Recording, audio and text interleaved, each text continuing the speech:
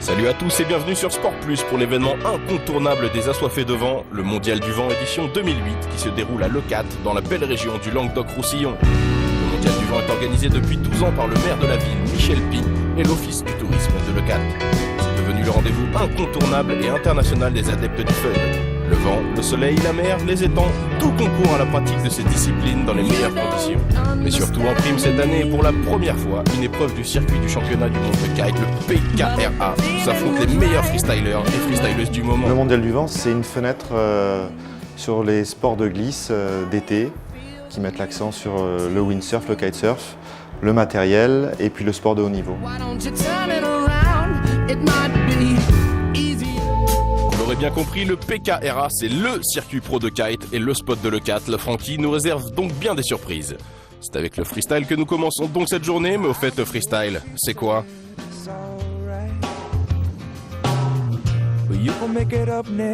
Le freestyle, c'est de l'expression artistique. On est sur de la technique très pointue, aérienne, où il va y avoir des notions de hauteur, des notions de puissance. Donc là, plus on est dans la puissance, plus les manœuvres sont faites avec ce qu'on appelle l'aile basse. L'aile est proche de l'eau. Et quand on est dans la hauteur, l'aile est plutôt haute, près du zénith. Le format est de 3 minutes pour aller se placer sur le plan d'eau. Et ensuite 7 minutes pendant lesquelles il faut impressionner les juges. C'est donc très clair pour la définition du freestyle, mais il existe une particularité dans ce format de compétition. Il s'agit du principe de la double élimination. Petite explication de notre chef de compétition.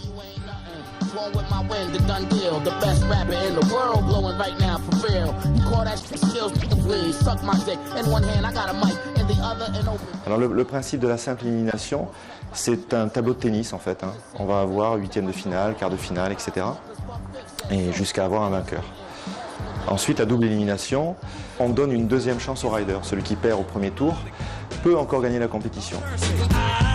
Vous l'aurez bien compris, la double élimination laisse une seconde chance au rider. Petit cas de figure pour Sébastien Gara. Premier tour, j'étais contre Alvaro Oniva. Je passe mon hit malgré que j'ai pas super bien navigué. Et deuxième tour, j'échoue contre un russe, Peter Tushkevich. J'avais pourtant mieux navigué, j'avais choisi une meilleure aile. Je sortais de l'eau assez confiant, mais le résultat était différent de mes attentes. Donc malheureusement, la simple élimination s'est arrêtée là pour moi. Je n'étais pas au premier tour vu que j'avais avancé d'un tour à la simple. Et donc premier tour, je tombe contre un Polonais, il me semble. Je fais 5 hits comme ça en éliminant tour à tour mes adversaires. Et donc j'arrive contre le même russe qui m'a éliminé à la simple. À ce moment-là, le vent a tourné un peu, il est devenu plus offshore. Donc, malheureusement, j'ai été un peu surpris par ça, avec un peu de fatigue aussi, après avoir enchaîné 5 hits. Et donc j'ai échoué, m'arrêtant à la 5e place, à la double élimination. Donc j'ai quand même fait une belle remontée, j'ai vraiment pris du plaisir à naviguer. Je suis quand même content, même si j'aurais bien voulu aller jusqu'au podium.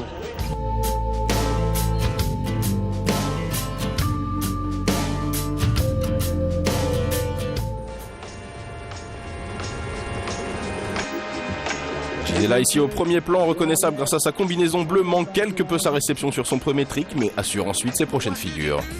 La brésilienne Bruna Kadjia en combinaison intégrale noire est très efficace, avec un style plus puissant et élancé que Gisela. Gisela ne se laisse pas déstabiliser, bien au contraire. Elle observe et réussit les figures que son adversaire tente. Gisela remporte cette finale de double élimination grâce à un beau slim chance et un S1 maîtrisé. Bruna avait gagné lors de la simple élimination 2 jours avant, avec une excellente exécution.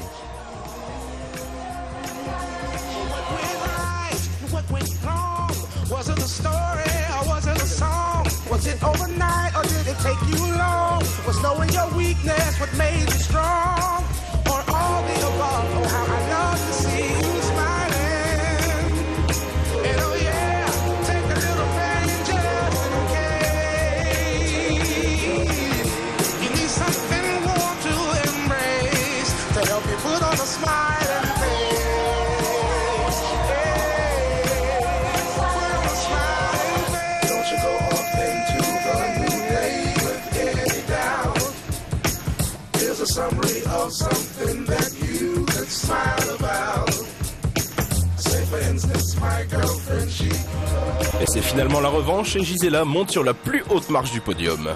Bruna et Gisela sont pour le moment hors d'atteinte des autres concurrentes avec un niveau technique supérieur. La lutte est serrée entre les deux jeunes filles qui doivent sans cesse se remettre en question pour gagner.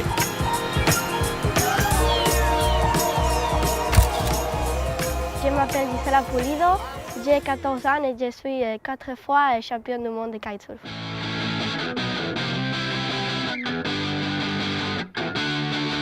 Quand le kitesurf est arrivé en Espagne, mon père a commencé à en pratiquer et quand j'ai vu ce sport, c'était incroyable et j'ai voulu essayer.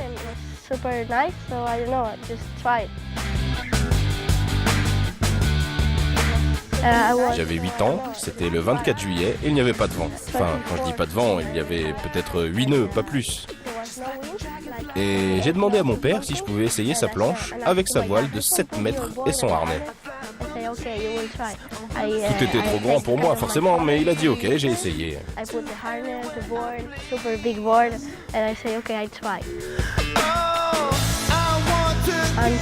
Je suis ici en France pour cette compétition PKRA et au premier tour, à la simple élimination, Bruna m'a battu. J'ai donc été obligé de passer par la seconde élimination. J'ai ensuite gagné contre Suzy Maï et j'ai obtenu ma seconde position et en finale, j'ai gagné 2 fois contre Bruna et remporté la première place.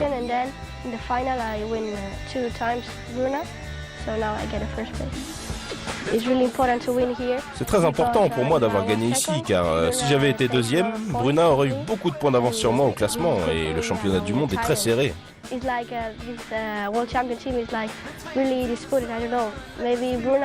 Donc soit Bruna gagne, soit c'est moi, c'est très difficile à savoir.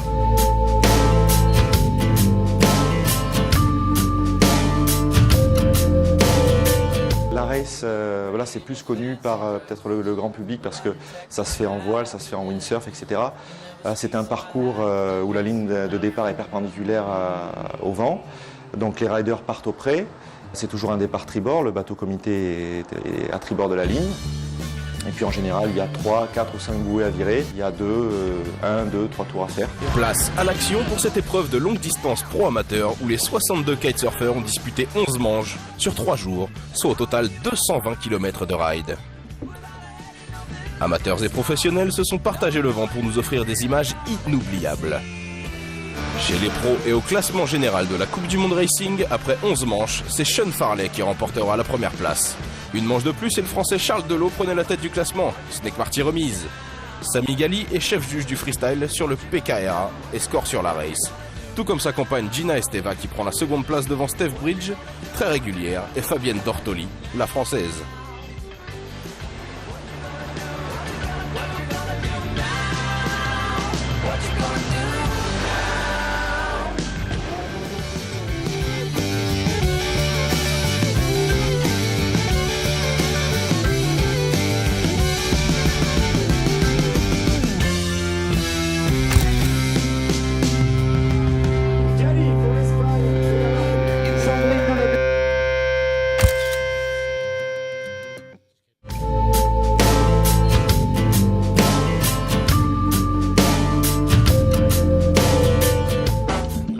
Le windsurf s'est évidemment invité à ce mondial du vent, et pour le représenter, il était impossible de se passer de la présence d'une véritable légende vivante de la discipline, Maître Antoine Albaut, qui pour la petite histoire, il y a quelques semaines, a explosé le record mondial de vitesse en windsurf.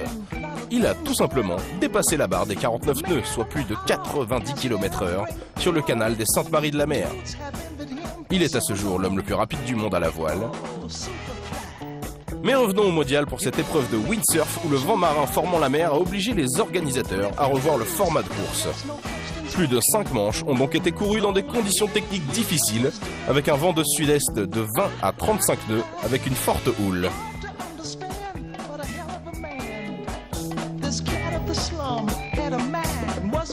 Ouais, c'est bon là. Parfait, le vent, parfait. Le classement général est sans surprise. Antoine Albaut, archi favori, finit en première position, suivi de ses fers de lance de la jeune génération représentés par Pascal Toselli en seconde place et Cédric Borde pour la troisième place.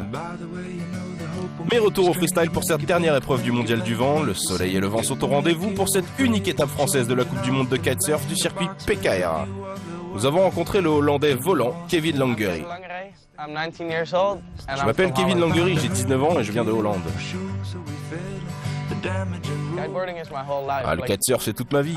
Il y a de telles sensations quand tu sors et que tu enchaînes des figures dans les airs. C'est les meilleures sensations qu'on puisse avoir. C'est même plus fort que de gagner une compétition. Hier, je me suis dit, waouh, mec, t'as gagné, c'est un pur moment.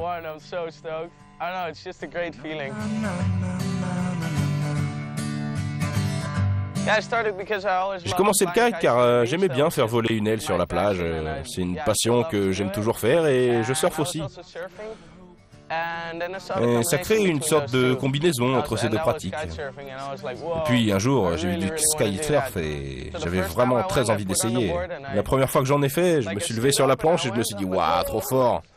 J'ai pu faire un demi-tour, retourner vers la plage et continuer à rider. Et depuis, j'ai le kitesurf en moi.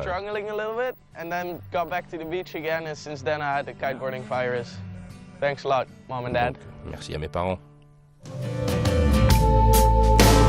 Nous arrivons au terme de cette compétition avec cette série décisive qui oppose Kevin Langery, le Hollandais, à Aaron Adlo, l'Anglais, champion du monde en titre. Kevin, ultra motivé ici en combinaison intégrale, ouvre les hostilités avec un vent toujours orienté vers la plage, ce qui lui permet de réaliser ses tricks à quelques mètres de la cabine des juges. Aaron, l'Anglais, toujours avec son short marron, le suit comme son ombre et réalise lui aussi ses tricks au même endroit. Les deux adversaires commencent leur hit de finale synchro avec le même move et déjà, Kevin score plus sur ce Blind Judge 3. La pression est importante car Aaron est champion du monde, mais Kevin a le niveau technique pour le détrôner. Déjà l'an dernier, il s'en est fallu de peu. Chacun sait qu'il peut gagner et que les hits seront serrés. Kevin Langery va chercher le vent plus au large et enchaîne ainsi ses handle pass avec une grosse puissance. Le champion du monde en titre, Aaron Adlo, est très félin dans la réalisation de ses figures. Il obéit parfaitement aux critères de jugement que sont la puissance, l'aile basse et les réceptions à grande vitesse.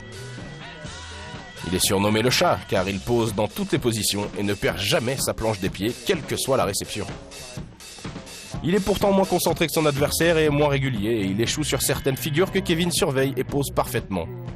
La finale est serrée, les juges donnent la victoire finalement à Kevin grâce à une technique plus élevée sur ce hit, dont un magnifique front mob 7 180.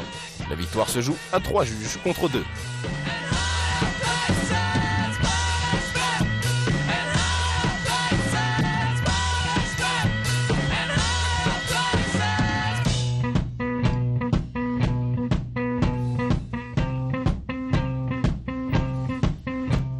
C'est donc en toute logique et sans discussion que le Hollandais Kevin Langery remporte cette épreuve PKRA du Mondial du Vent.